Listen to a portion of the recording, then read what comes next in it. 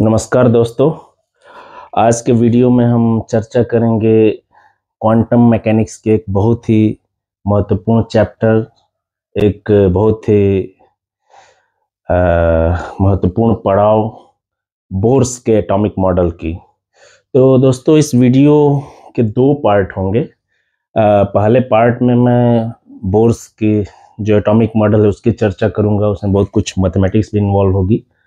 और लेक्चर के दूसरे पार्ट में मैं नील्स बोर के स्टूडेंट लाइफ की, उनके छात्र जीवन की एक बहुत ही इंटरेस्टिंग कहानी शेयर करूंगा, जिसे आप सब लोगों को जरूर सुनना चाहिए, समझना चाहिए। और जो अभिभावक हैं उनसे भी अनुरोध है कि भले ही वो उतनी मैथ फिजिक्स ना समझ पाएँ, हालांकि मैं बहुत सिंप्लीफाई करने की कोशिश करूंगा, लेकिन उस कहानी को जरूर समझें और अपने बच्चों को भी बताएं।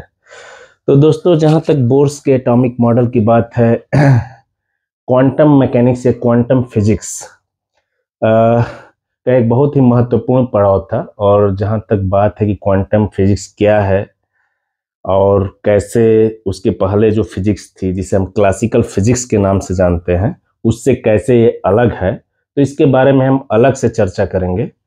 लेकिन मोटे तौर पर आप ये समझ सकते हैं कि जो क्लासिकल फिजिक्स है वो जो इस संसार का स्थूल स्वरूप है, या जो आम तौर पर घटनाएं हमारी जिंदगी में घटती हैं उसको एक्सप्लेन करने का, उसको समझने के जो लॉज बने हैं, जो लॉज ऑफ फिजिक्स हैं, उसको हम क्लासिकल फिजिक्स के अंतर्गत पढ़ते हैं।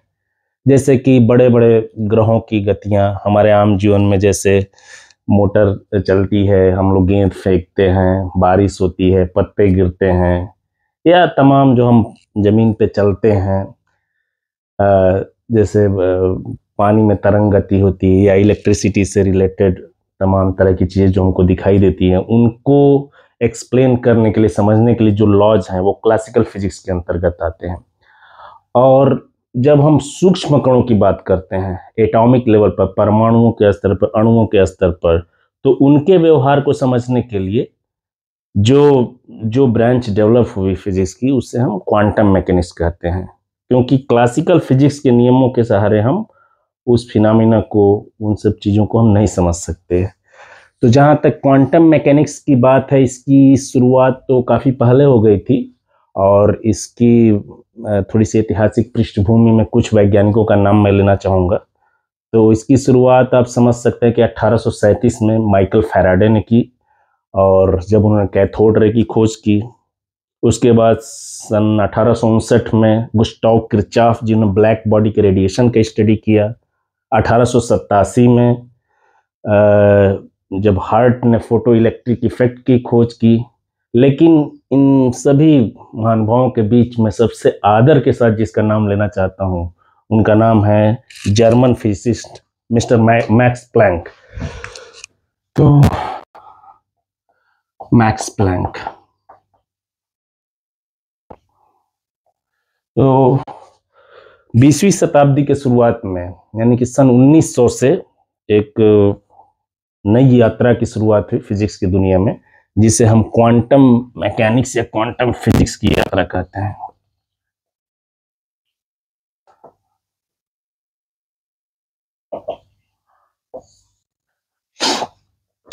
तो सर, जो मैक्स प्लैंक थे, इन्होंने जो रेडिएशन के बारे में, जो सूर्य से रेडिएशन आ रही है, या और किसी ब्लैक बॉडी से रेडिएशन निकल रही है, या किसी अन्य से जो रेडिएशन या विकिरण निकलता है, उसके बारे में इन्होंने एक बड़ी शानदार हाइपोथेसिस दी। इनका कहना यह था कि जो भी रेडिएशन एमिट होता है या एब्जॉर्ब होता है, वो डिस्क्रीट फॉर्म में होता है, मतलब एक पैकेट फॉर्म में होता है। और जो रेडिएशन की फ्रीक्वेंसी होती है, जो भी एनर्जी एमिट या एब्जॉर्ब होती है, उस फ्रीक्वेंसी के समानुपाती होती है। फ्रीक्वेंसी का न्यूमन तो उसके डायरेक्टली प्रोपोर्शनल होती है। और उन्होंने ये बताया कि जो भी एनर्जी एमिट या एब्जॉर्ब होती है, वो h टाइम्स न्यू के इंटीग्रल मल्टीपल में होती है। मतलब कि ये पैकेट है, ऑफ एनर्जी है, पैकेट या डिस्क्रीट और quantized form of energy. Quantized इसके पहले क्लासिकल फिजिक्स में ये माना जाता है कि जो भी रेडिएशन होता है उसका एमिशन कंटिन्यूअस होता है, लेकिन मैक्स प्लैंक ने जो हाइपोथेसिस दी, एक्चुअली ब्लैक बॉडी के रेडिएशन जो होता है या वीन्स डिस्प्लेसमेंट लॉ में जो डिस्क्रिपेंसी आ रही थी, उसको उस समस्या को हल करने के लिए उन्होंने एक हाइपोथेसिस ली और वो समस्या सॉल्व हो गई। लेकिन उनको हमेशा लगता था कि ये जस्ट एक मैथमेटिकल टूल है और बहुत संतुष्ट नहीं थे, लेकिन काफ़ी टाइम बाद पता चला कि उन्होंने विज्ञान के बहुत बड़े रहस्य की खोज कर ली है। तो इसी क्रम में दूसरा नाम आता है एल्बर्ट आइंस्टाइन का। सन 1905 में जब उन्होंने फोटो इलेक्ट्रिक इफेक्ट का अध्ययन किया और उसमें उन्होंने ये बताया कि अगर रेडिएशन के वेव कैरेक्टर को लेकर चलेंगे तो हम बहुत अच्छी तरह से इसको नहीं समझ सकते हैं। तो इस फिनोमिना को समझने के लिए उन्होंने, इसका नाम मैं लिख देता हूँ, फोटो इलेक्ट्रिक इफेक्ट। जो सोलर पैनल वगैरह लगे रहते हैं घर में, उसमें यही फिनोमिना होती है। तो इसमें उन्होंने ये कहा कि जो रेडिएशन है, रेडिएशन की एनर्जी और फ्रीक्वेंसी में एक रिलेशन उन्होंने एस्टेब्लिश किया और ये बताया कि उसके पार्टिकल फॉर्म को, लाइट के पार्टिकल फॉर्म को, जिसमें ये माना जाता है कि फोटॉन्स हैं, जो डिस्क्रीट एनर्जी का पैकेट है, वो जो है मेटल पर गिर रहा है और वहाँ से इलेक्ट्रॉन्स निकल रहे हैं। तो वहाँ पर उन्होंने मैक्स प्लैंक का ये जो सिद्धांत था उसका इस्तेमाल किया। तो वैसे तो कई वैज्ञानिकों का नाम आता है, लेकिन इसके बाद हम आते हैं, जो सबसे महत्वपूर्ण नाम आता है वो नील्स बोर का आता है, सन 1911-12 के आसपास। तो उन्हीं के मॉडल की चर्चा हम आज के वीडियो में करेंगे। तो नील्स बोर का जो मॉडल है, बोहर्स ऑफ हाइड्रोजन एटम,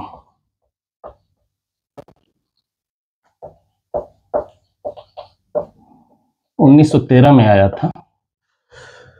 तो हम इस मॉडल को जब देखेंगे तो पाएंगे कि क्वांटम मैकेनिक्स की जो शुरुआत हुई थी सन 1900 में, उसमें बहुत ही इम्पोर्टेंट पड़ाव है। तो इसमें जो उनका पेपर था, जो फिलोसॉफिकल मैगजीन में आएगा, उसको अगर थोड़ा सा हम लोग देखेंगे तो उसका क्रक्स यही है कि जैसे हम एक ट्यूब में हाइड्रोजन गैस लेते हैं और इसमें कुछ हम इलेक्ट्रोड वगैरह लगा करके, कुछ वोल्टेज लगा करके कुछ इसमें स्पार्क देते हैं।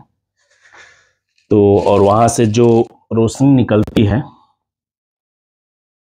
उसको स्पेक्ट्रोमीटर से हम जब नापते हैं, तो मतलब उस समय जो एक्सपेरिमेंटल जानकारियाँ थी, उस समय की बात बता रहे हैं, कि जो वेवलेंथ नापी गई उसमें ये था कि 4 वेवलेंथ, मुख्य रूप से उस 4 वेवलेंथ जो पाई गई स्पेक्ट्रोमीटर में, वो थी 56 नैनोमीटर,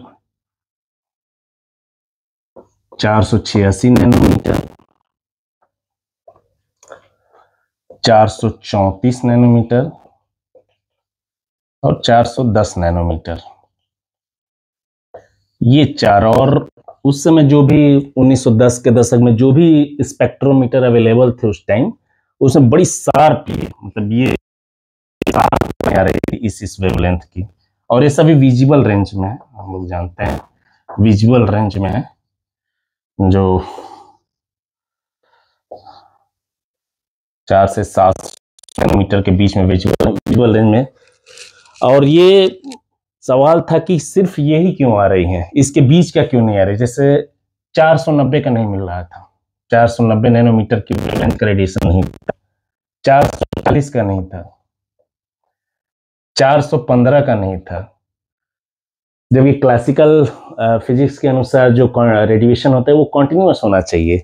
लेकिन ये एकदम बहुत ही शार्प, ये 4 वेवलेंथ मिल रही थी हाइड्रोजन एटम की। और ये उस समय का बहुत बड़ा पजल था, बहुत बड़ा पजल, जो काफी सालों तक रहा, करीब 30-35 सालों तक ये पजल रहा कि आखिर इतनी जो डिफाइंड वेवलेंथ है यही क्यों आ रही हैं।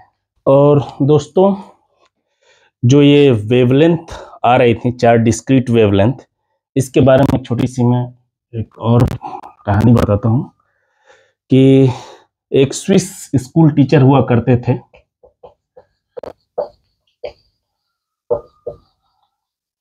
जिनका नाम था जॉन जैकब बामर। John Jacob बामर।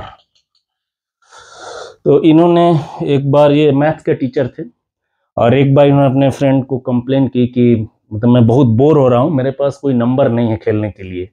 तो उनके दोस्त को एक कुछ जानकारी थी हाइड्रोजन स्पेक्ट्रम की, जो डिस्क्रीट वेवलेंथ आ रही थे। तो उस फ्रेंड ने इनको इस 4 नंबर दिया, और जैकब बामर साहब जो है इस नंबर को वर्कआउट किए कुछ दिन, और उन्होंने एक फार्मूला बनाया, मतलब एक रिलेशन बनाया कि जिससे ये चारों नंबर जो है गवर्न हो रहे थे। वो रिलेशन था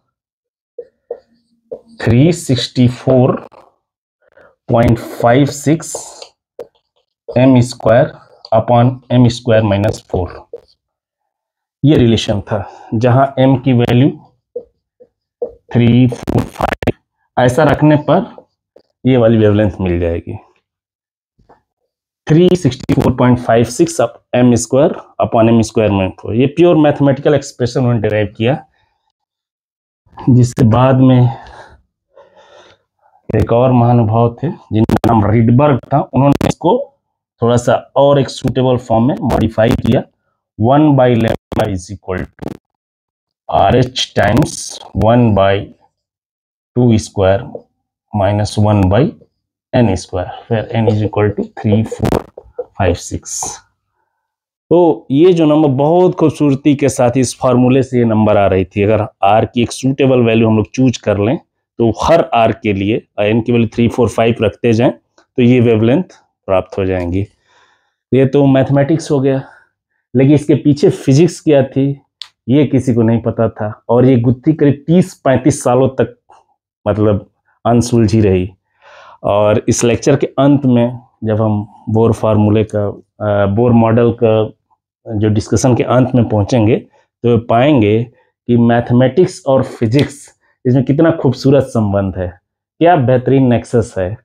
तो चलिए आगे बढ़ते हैं। तो दोस्तों, इस गुत्थी को सॉल्व किया हमारे महान वैज्ञानिक नील्स बोर ने सन 1913 में। उन्हीं के मॉडल को हम पढ़ेंगे, और इस मॉडल की खूबसूरती है, बहुत खूबसूरत कॉन्सेप्ट है। अगर आप मैथमेटिक्स पर नहीं भी समझते हैं तो फिलॉसफी है कि कैसे कोई डिस्कवरी होती है, वो अंत तक आप जरूर समझ जाएंगे। कैसे वैज्ञानिक काम करते हैं, कैसे नेचर के नियम को खोजा जाता है। तो और इसमें आप देखेंगे कि जब से हाइड्रोजन एटम की बात करें तो ये आपका एक प्रोटॉन होता है ये न्यूक्लियस में, और मान लीजिए कोई एक इलेक्ट्रॉन है जो बहुत दूरी पर है, शुरुआत में बहुत दूर है, मान लीजिए इनफाइनाइट डिस्टेंस पे है, तो इस समय इसकी एनर्जी को जीरो माना जाता है बाय कन्वेंशन। बहुत दूर है, सिस्टम सेपरेटेड है। तो जब बहुत दूर ये सर्किल में घूमना है, इसको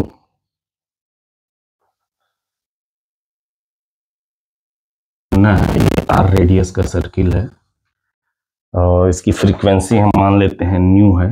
तो ये कुछ एनर्जी एमिट करेगा, एनर्जी यहाँ जीरो है, ये जो एमिट करेगा फिर आकर के सर्किल में घूमेगा।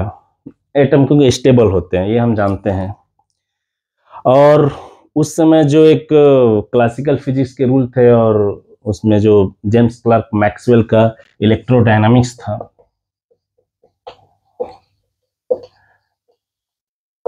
मैक्सवेल, उसके अनुसार ये एक इस्टेब्लिश्ड फैक्ट था कि कोई भी एक्सेलरेटेड पार्टिकल, क्योंकि पार्टिकल एक्सेलरेटर है, क्योंकि एक्सेलरेटेड है कि ये सर्कुलर मोशन में घूम रहा है, एक एक्सेलरेशन है, सेंट्रीपिटल एक्सेलरेशन।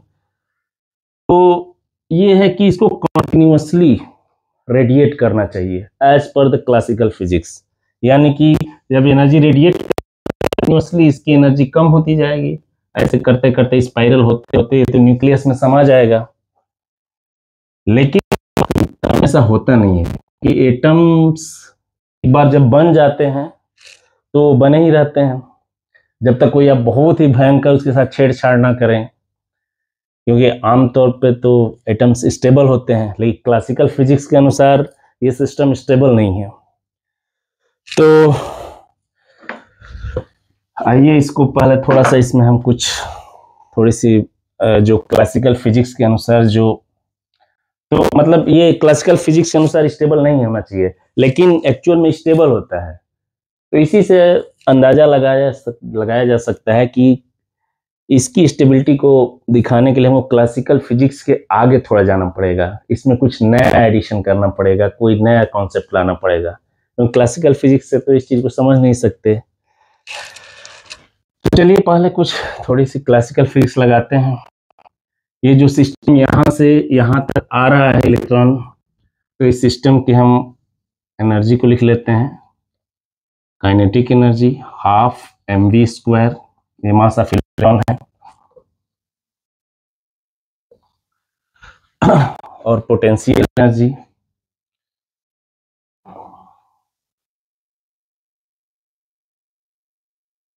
E²/4πε0।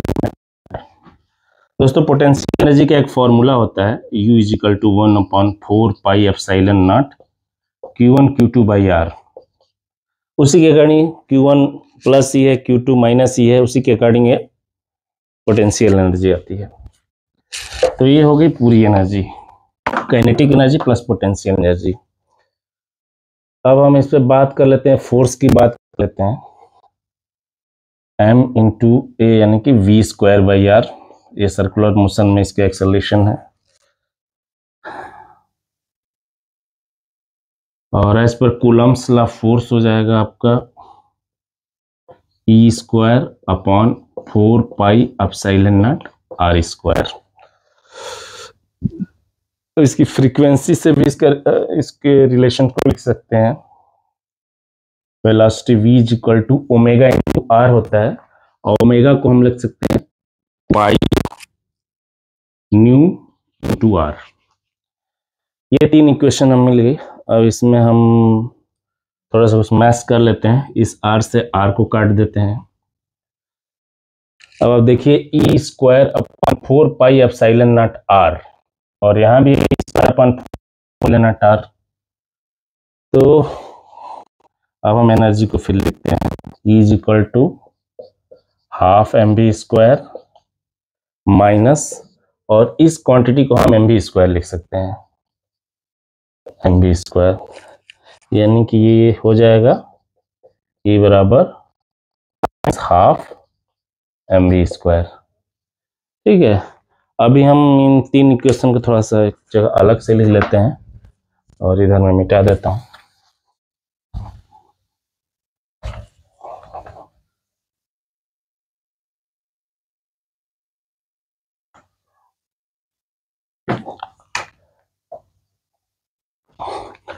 मैं एक अलग कलर के स्केच से लिखता हूँ। यहाँ हो गया आपका E = -½ mv² वाली इक्वेशन हो गई। दूसरी को लिख लेते हैं, mv² = E²/4πε0r। और तीसरी इक्वेशन ये है जो फ्रीक्वेंसी और वेलोसिटी का रिलेशन है, =2πμr। इसको नंबरिंग भी कर देता हूं मैं, 1 2 3। ये तो क्लासिकल फिजिक्स हो गई।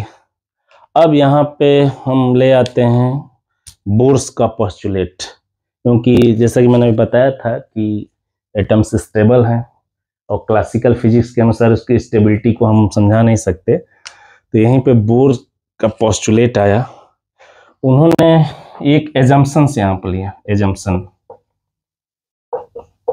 और यही खूबसूरती होती है वैज्ञानिकों की, वो कुछ कल्पना करते हैं, एक फॉर्मूला डिराइव करते हैं, और फिर वो एक्सपेरिमेंटली वही चीज सामने आती है। एजम्पशन क्या था कि ये इलेक्ट्रॉन न्यू फ्रीक्वेंसी से घूम रहा है, शुरू में यहाँ इसकी फ्रीक्वेंसी तो 0 थी जब यहाँ पे था, जब यहाँ आया तो एनर्जी एमिट होगा, तो ये कि कितनी फ्रीक्वेंसी पे एनर्जी एमिट किया होगा, तो इसके लिए एजम्पशन लिया और इस एजम्पशन में यूज किसका किया, उन्होंने मैक्स प्लैंक का रेडिएशन लॉ का यूज किया, जहाँ उन्होंने बताया था कि एच न्यू के इंटीग्रल मल्टीपल में ही एनर्जी, उस चीज को यहाँ इन्होंने इनकॉर्पोरेट किया।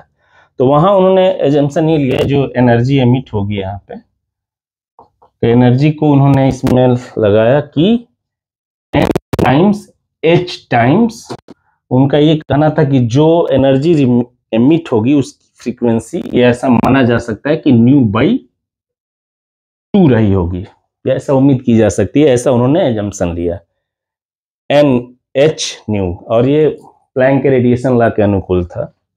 तो ये हमारी चौथी इक्वेशन हो गई। अब मैं इधर ये सारी चीजों को मिटा देता हूँ।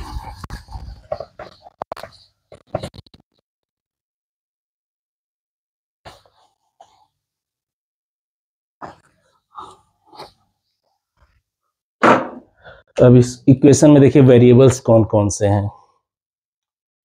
वी है, आर है, न्यू है। तो इसमें और हमको एनर्जी फाइंड आउट करनी है, तो हम 3 वेरिएबल को एलिमिनेट करेंगे, eliminate nu, R and V, इन तीनों को। तो अब इसको देख लेते हैं, बहुत सिंपल है, कुछ खास नहीं है। इसमें देखिए यहाँ पे न्यू है, यहाँ पे न्यू, तो यहाँ से न्यू निकालिए, इक्वेशन 3 से न्यू हम लिख सकते हैं v/2πr, और इसको इक्वेशन 4 में रखते हैं, यहाँ से e की वैल्यू आ जाएगी n इंटू एच बाई 2, और न्यू की वैल्यू है v/2πr। यहाँ से हम देख सकते हैं, देखिए मैंने छोटा लाइट लगाया हुआ, इससे आपको क्लियर दिखेगा। यहाँ से देखिए न्यू एलिमिनेट होगा इसी के। अब देखिए इसमें R है, इसमें R है, तो अब हम R को एलिमिनेट करेंगे, तो इसमें ये कर सकते हैं, इसको हम इक्वेशन 5 कर देते हैं। 2 और 5 को देखिए, यहाँ से हम 1/r की वैल्यू लिखते हैं, तो यहाँ से 1/r लिख लेते हैं, 1/r इक्वल टू, यहाँ से 4 पाई इधर आएगा, 4 pi e divided by NHV, n into H into V. फिर 1/r यहाँ से लिखते हैं इक्वेशन नंबर 2 से, 1/r equal to 4 pi epsilon naught m into V square upon E square. अब देखिए इन दोनों 1/r बराबर, तो r यहाँ से एलिमिनेट हो जाएगा, इससे हम लोग मुक्त हो जाएंगे। 4 pi e upon n into H into we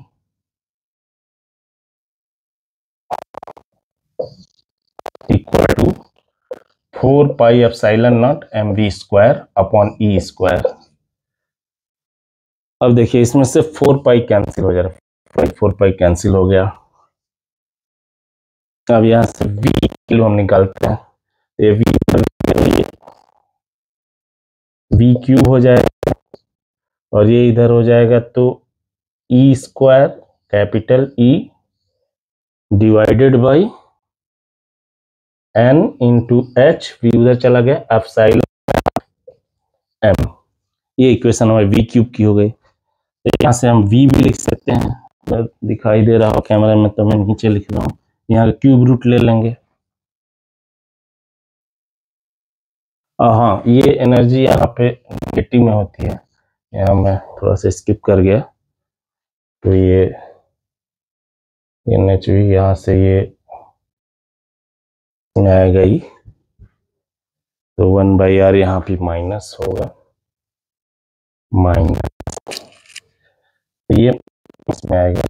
अब v तो minus e square e upon n into H into epsilon naught m whole का पावर 1/3। ठीक है, ये हमारे पास v की वैल्यू आ गई। अब हम लोग क्या करते हैं, अब इस v की वैल्यू को इक्वेशन 1 में पुट करते हैं। इसको मिटाना पड़ेगा।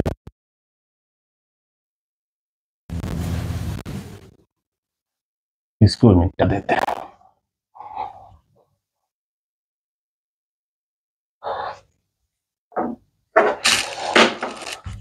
अब लिखते हैं e की वैल्यू लिख लेते हैं। e is equal to minus half m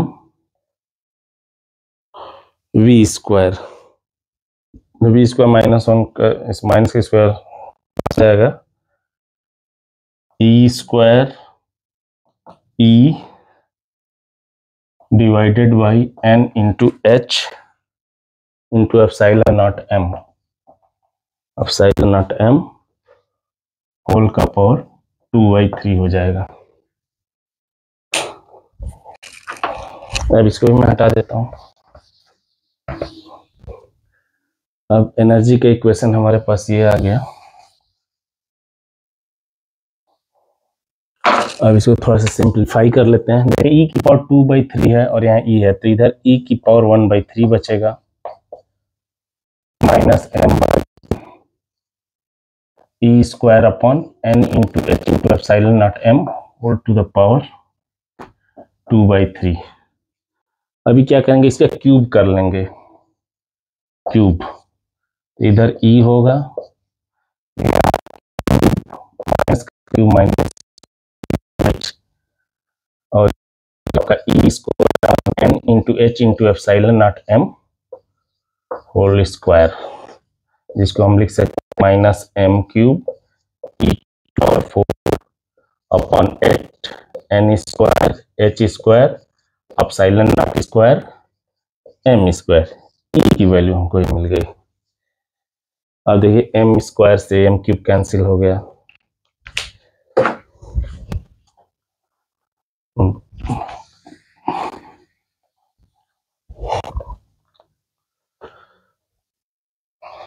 इसको भी मिटा देते हैं।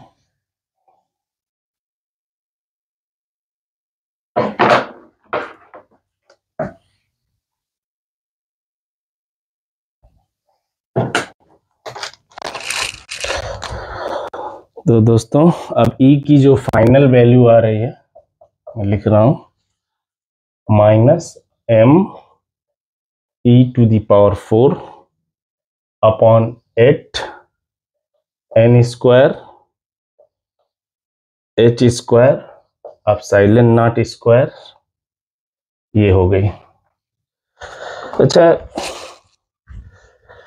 इसको मिटाते हैं।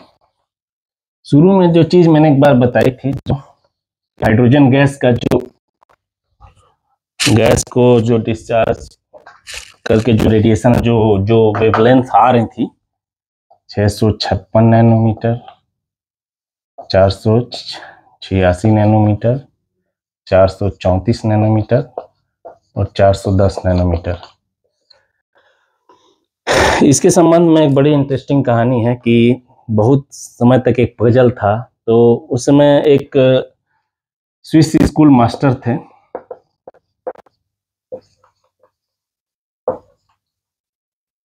जिनका नाम था जॉन जैकब बामर। John Jacob बामर।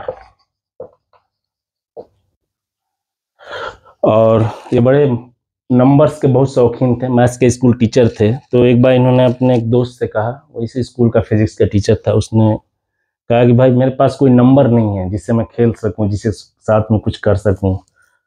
तो उस फिजिक्स के टीचर को इस नंबर के बारे में पता था, तो उन्हें बामर साहब को ये चारों नंबर दिए और इन चारों नंबर से बामर साहब ने कुछ दिन में इनके बीच में एक रिलेशन फाइंड आउट किया। उन्होंने कहा कि इन नंबर को हम इस तरह से, लैम्डा वेवलेंथ है, इसको लैम्डा बोलते हैं, r times 1/2 square minus 1/n square, जहां n की वैल्यू 3, 4, 5 एक्सेट्रा ये रख लेंगे और r की एक सूटेबल वैल्यू चूज कर लेंगे, ये कांस्टेंट होगा। तो आपको ये चारों वेवलेंथ मिल जाएगी और एकदम सटीक वेवलेंथ मिलती थी। लेकिन इसके पीछे फिजिक्स क्या है ये किसी को नहीं पता था, और करीब 30 सालों तक, अराउंड 30 इयर्स, ये बहुत बड़ा पजल था। तो ये इनको जो बामर फार्मूला है, ये मैथमेटिकली ये पता था। अब आइए एनर्जी का ये, अब यहां जो है n की वैल्यू हम 1 करते हैं, तो E की जो वैल्यू आएगी me4 8 h square epsilon naught square, और इसमें सारी वैल्यूज को, मास ऑफ इलेक्ट्रॉन, चार्ज और प्लैंक्स कांस्टेंट, एप्सिलॉन, इन सब की वैल्यू को अगर हम रखेंगे तो जो वैल्यू निकल के आती है -10.6 इलेक्ट्रॉन वोल्ट, जो कि हाइड्रोजन एटम की मिनिमम एनर्जी है। इसी तरह से हम n बराबर 2, 3 के लिए भी रख सकते हैं, और इसके एक डायग्राम भी हम निकाल सकते हैं।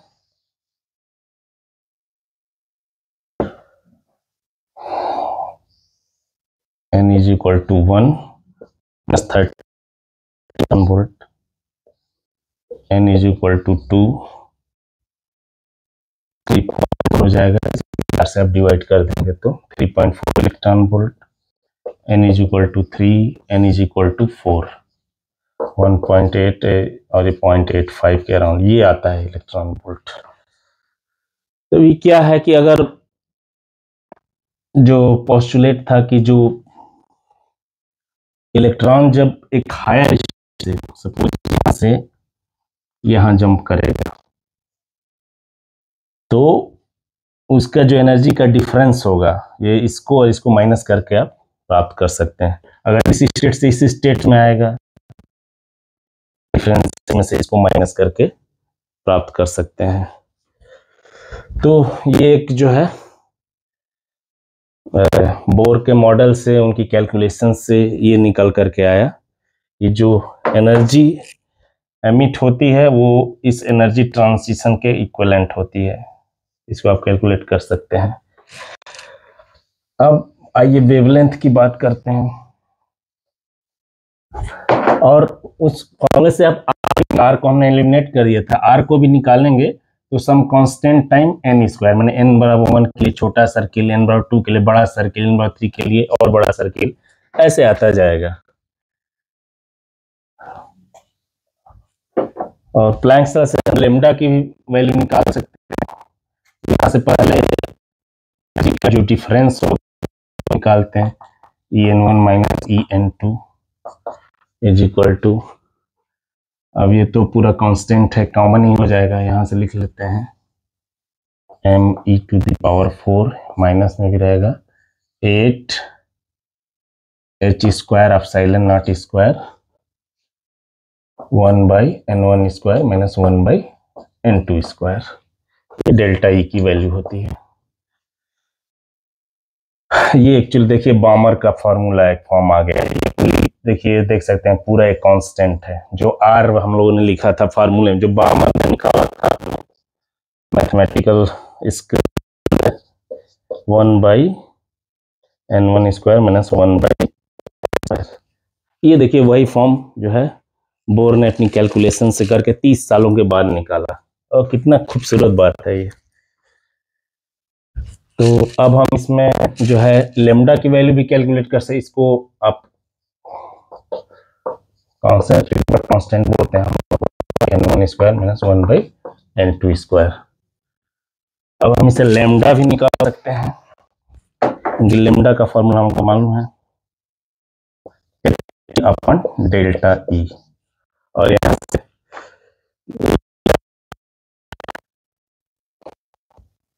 एसी अपॉन, या डेल्टा ई को एसी बाई लेमडा लिख सकते हैं, तो 1/लेमडा, अब यहाँ एक कांस्टेंट आ जाएगा, और 1/n1 square minus n2 square. तो अब हम देखते हैं कि जो ये फाइनल फॉर्मूला हमको मिला है नील्स बोर के द्वारा, अब इस फार्मूले में हम देखिए सारे वैल्यूज रख देंगे, और अगर n1 को हम रख देते हैं 2 और n2 को रख देते हैं 3, 5, 6 वगैरह, तो हमको जो वेवलेंथ निकल के आती है इस फार्मूले से वो एग्जैक्टली वही आती है जो शुरू में एक्सपेरिमेंटली आई थी। यानी कि इस फार्मूले में सारी वैल्यू रखने के बाद जो लेमडा की वैल्यू आती है वो यही आती है, 486, 434 और 410 नैनोमीटर, सब नैनोमीटर में है। तो इस तरह से ये जो है गुत्थी काफी समय बाद सुलझ पाई कि क्यों जो है कंटिन्यूअस रेडिएशन नहीं है।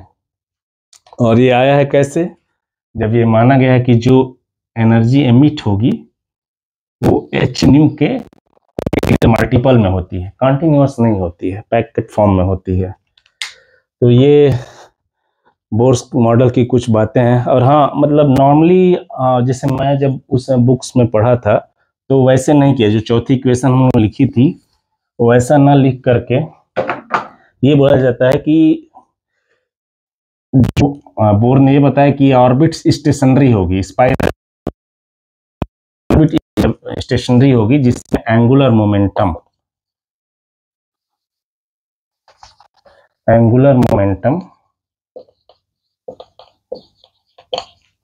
L is equal to mvr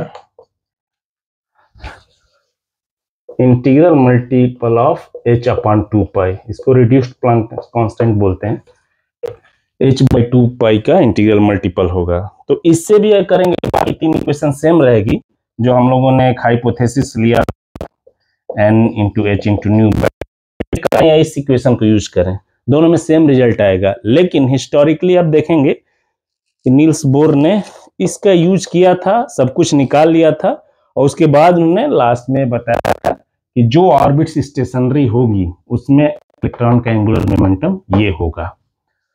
तो ये रहा पूरा जो है बोर्स के एटॉमिक मॉडल के बारे में, और इससे जो है क्वांटम मैकेनिक्स का एक बहुत, इसको हम इम्पोर्टेंट पड़ाव मान सकते हैं।